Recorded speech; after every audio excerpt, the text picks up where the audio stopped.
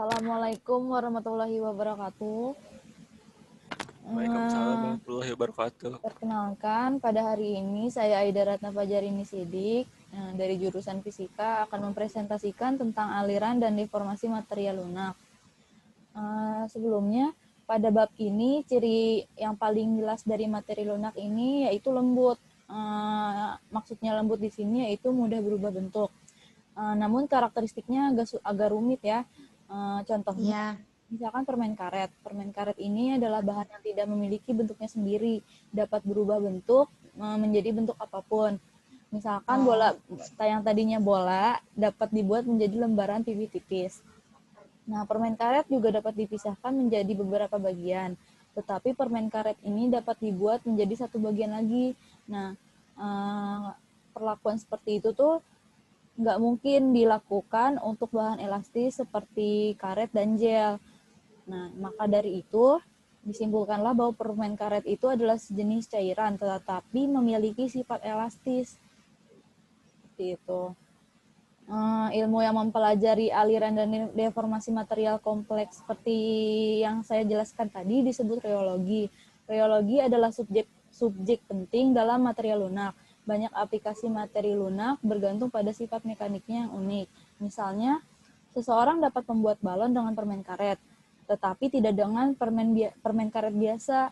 Nah, kenapa? Fakta ini penting dalam industri ya. Misalkan botol plastik dibuatnya kan dengan meniup polimer cair, tetapi itu hanya mungkin jika berat molekul polimer dikontrol dengan tepat.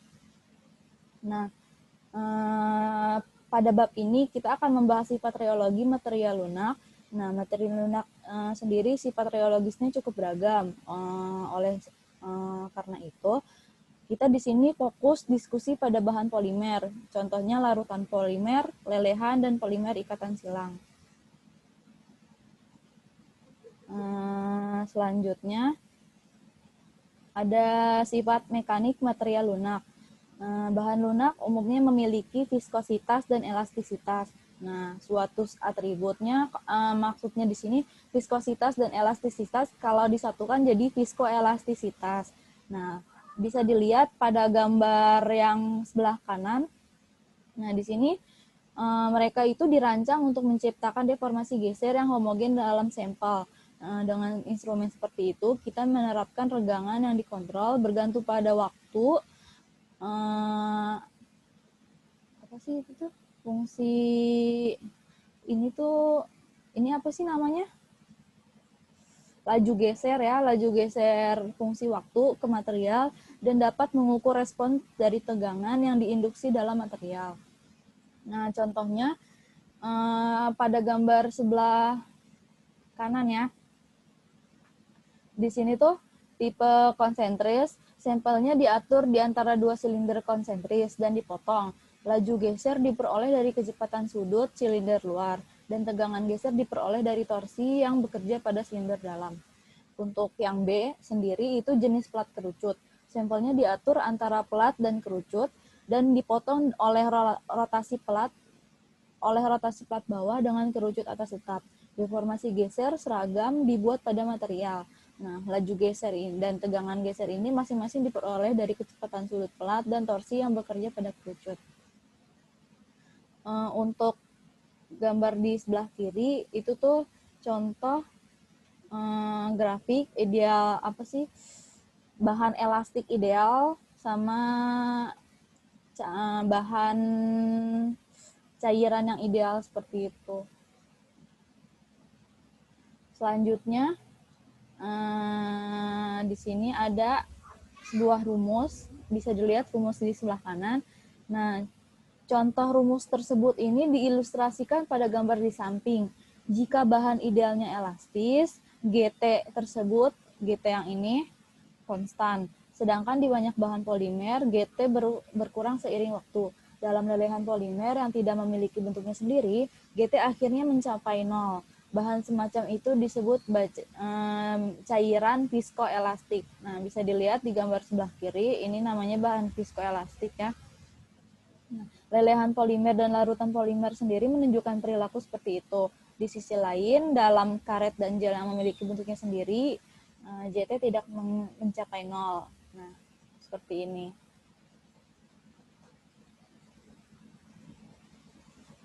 Selanjutnya yaitu ada viskoelastisitas linear. Nah, viskoelastisitas sendiri memenuhi prinsip superposisi yang disebut viskoelastisitas linear. Viskoelastisitas linear dari bahan mampat sepenuhnya dicirikan oleh fungsi tunggal GT. Ini ya. Jika GT diberikan, respon tegangan untuk regangan dapat dihitung. Prinsip superposisi umumnya berlaku ketika rangsangan eksternal kecil diterapkan ke sistem pada kesetimbangan. Dalam konteks viskoelastisitas, kecilnya rangsangan eksternal dapat berarti kecilnya regangan geser atau laju geser. Jika material benar-benar kental, prinsip superposisi berlaku meskipun si laju gesernya itu sangat besar. Jika bahannya murni elastis, prinsip superposisi berlaku maupun regangan gesernya besar. Dalam kedua kasus tersebut, prinsip superposisi berlaku selama tegangan yang diciptakan oleh deformasi kecil. Oleh karena itu, syarat prinsip superposisi yang harus dipertahankan adalah tegangannya yang kecil.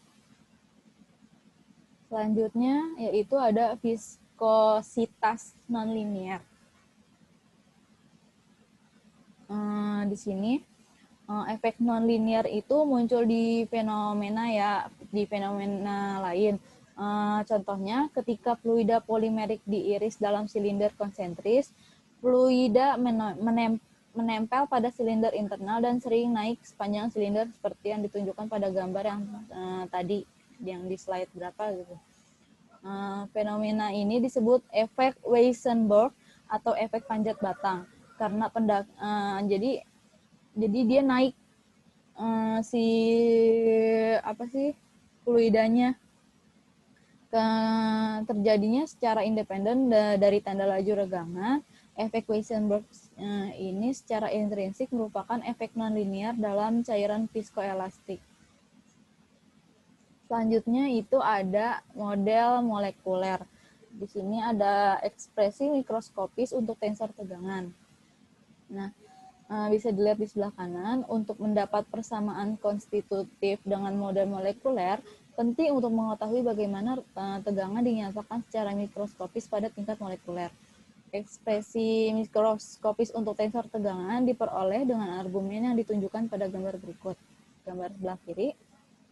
Nah, untuk mendapatkan ekspresi mikroskopis untuk tensor tegangan pada titik material P, ini, di sini kotak kubik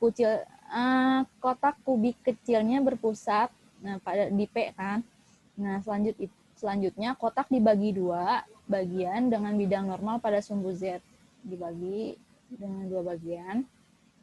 Nah, setelah itu maka kita akan mendapatkan F. Nah, F tersebut adalah sebagai gaya yang diberikan material di atas bidang dalam kotak pada material di bawah bidang. Komponen tensor tegangan ditentukan oleh ini rumus tersebut ya, di mana S adalah luas bidang. Dalam situasi sekarang, segmen direndam dalam fluida Newtonian dalam viskositas Ns yang juga berkontribusi pada tensor tegangan. Memperhitungkan kontribusi semacam itu, akhirnya kita memiliki ekspresi mikroskopis untuk tensor tegangan. Nah, bisa dilihat di rumus ini, dua suku terakhir mewakili kontribusi dari pelarut. Selanjutnya yaitu ada model molekuler dengan tensor tegangan diturunkan dari prinsip Onsager. Di sini jika evolusi waktu sistem dijelaskan dengan prinsip Onsager, tensor tegangan dapat diturunkan dari rumus 7.42 pada bab 7. Nah, menurut persamaan 742, ini dia persamaan 742-nya. Gaya fungsi T, gaya F fungsi T yang dibutuhkan untuk memindahkan pelat atas pelat atas dengan kecepatan X diberikan oleh rumus yang tadi ya. Nah, selanjutnya menggunakan tegangan geser ini dan regangan geser, gaya fungsi T dan X fungsi T dituliskan sebagai seperti berikut. Nah, di mana S adalah luas pelat atas dan H adalah jarak antar pelat. Nah, maka akan menjadi seperti ini rumusnya. Secara umum, jika persamaan di atas ditulis sebagai fungsi dari tensor gradien kecepatan K delta A B, tensor tegangan delta B diperoleh dengan rumus seperti ini pada akhirnya. Selanjutnya yaitu ada model molekuler dengan viskoelastisitas cairan polimer. Nah, cairan polimer ini umumnya bersifat viskoelastik. Kita dapat lihat ya pada gambar tersebut. Nah, seperti ini. Gambar di atas ini respon tegangan geser dari fluida polimer ketika dilakukan step geser. Nah, yang bawahnya ini konformasi molekuler pada setiap tahap proses relaksasi tegangan. Untuk gambar A sendiri, sebelum deformasi, molekul polimer berada pada kesetimbangan dan bentuk rata-rata berbentuk bola. Untuk B sendiri, setelah deformasi, polimernya berubah bentuk dari bentuk bola dan menciptakan tegangan pemulihan. Nah, untuk gambaran C, dengan berjalannya waktu, konformasi polimer tersebut kembali ke kesetimbangan dan tegangan rileks ke nol. Selanjutnya yaitu ada viskoelastisitas polimer yang tidak terjerat. Nah, di sini terdapat gambar. Nah, molekul polimer ini diwakili oleh halter yang terdiri dari dua segmen yang dihubungkan oleh pegas. Nah, bisa dilihat di sini. Segmen tersebut mewakili setengah dari molekul polimer pada gambar A ya. Nah, setelah itu kita dapat mempertimbangkan model yang lebih rumit dari yang terdiri dari banyak segmen seperti pada C, seperti ini. Tetapi poin penting dapat dilihat pada model halter. Ini ya, yang B itu model halter. Selanjutnya yaitu ada untuk gambar lagi di sini viskoelastisitas polimer yang terjerat. Nah, dalam larutan polimer, dengan meningkatnya konsentrasi, polimer ini mulai terjerat satu sama lain yang seperti yang ditunjukkan pada gambar A ya. Molekul polimer tidak dapat melewati satu sama lain. Batasan ini muncul dari sifat esensial polimer dan ada untuk semua polimer, terlepas dari spesies polimer. Efek yang disebabkan oleh batasan ini disebut efek Belitan. Efek keterikatan adalah efek kinetik, maksudnya efek Belitan ya, adalah efek kinetik dan tidak dapat mempengaruhi sifat kesetimbangan. Jika pada situasi ideal di mana polimer diwakili oleh kurva geometris, nah sejauh menyangkut properti kesetimbangan, sifat kesetimbangan, efek Belitan ini sama sekali dapat diabaikan. Seperti itu. Bisa dilihat pada gambar B, di sini ada model slip link. Nah, di sini itu sambungan belitannya ini diwakili oleh cincin-cincin kecil. Di sini ada cincin-cincin kecil yang disebut sambungan slip yang membatasi dua rantai polimer. Dalam model ini, rantai polimer diasumsikan dapat bergerak bebas melalui slip link. Ketika ujung rantai keluar dari slip link dihancurkan dan persimpangan belitan menghilang. Di sisi lain, ujung rantai akan mencari mitra lain dan membuat slip link baru. Akibatnya jumlah rata-rata slip link per rantai tetap konstan. Model ini disebut ini, model slip link. Selanjutnya slide 11. Gambar di samping ya, gambar yang di atas menunjukkan bagaimana titik-titik belitan rantai tertentu dibuat dan dihancurkan seperti ini. Misalkan rantai dalam konfigurasi gambar A, nah di gambar di sini bergeraknya ke kanan, Kemudian slip link PO-nya ini, mana sih slip link PO? Nah ini dievakuasi oleh polimer dan oleh karena itu dihancurkan. Seperti itu. Gambar atas merupakan proses penghancuran dan pembuatan sambungan belitan dalam mode slip link, sedangkan Gambar di bawah adalah contoh dua model ekuivalen yang mempresentasikan tentang efek belitan. Gambar A disebut model Swirling yang tadi, dan gambar B disebut model tabung. Selanjutnya yaitu ada polimer seperti batang larut. Contohnya untuk saat ini kita akan mengambil larutan polimer seperti batang. Dapat dilihat pada gambar A, itu adalah contoh larutan encer. Yang B, larutan pekat dalam keadaan isotropik, dan yang C, larutan pekat dalam keadaan nematik.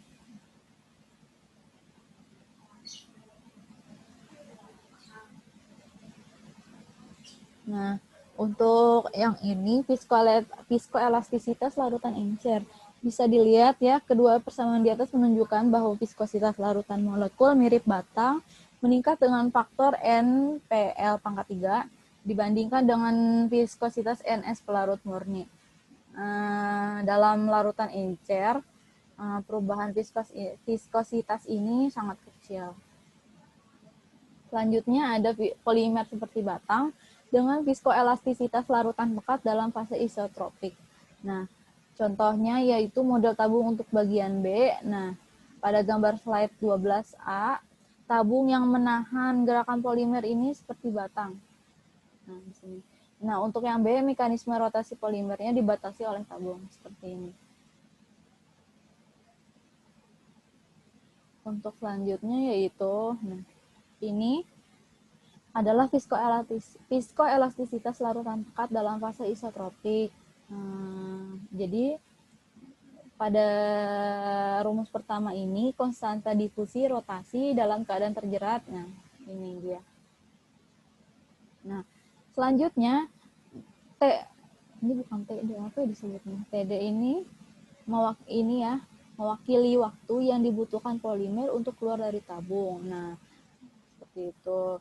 Nah, selanjutnya untuk rumus 91.130, di mana DT ini adalah konstanta difusi translasi dari polimer sepanjang sumbu tabung. Karena difusi translasi polimer sepanjang sumbu tabung tidak terhalang, DT dianggap sama dengan konstanta difusi translasi dalam larutan encer. Karena itu, kita balik lagi ya tadi ke TD ini, diperkirakan sebagai rumus tersebut, rumus ini. Selanjutnya di mana DOR ini ya adalah konstanta difusi rotasi dalam lanjutan encer. Nah, oleh karena itu yang tadi kenapa difusi rotasinya kecil, karena di daerah konstansi di mana NPL pangkat 3-nya lebih dari 1, difusi rotasi polimernya sangat melambat. Itu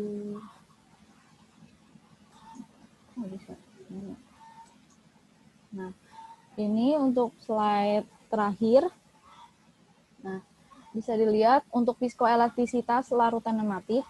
Di sini jika konsentrasi polimer seperti batang ditingkatkan lebih lanjut, larutan berubah menjadi fase nematik seperti yang sudah dijelaskan pada bab 5.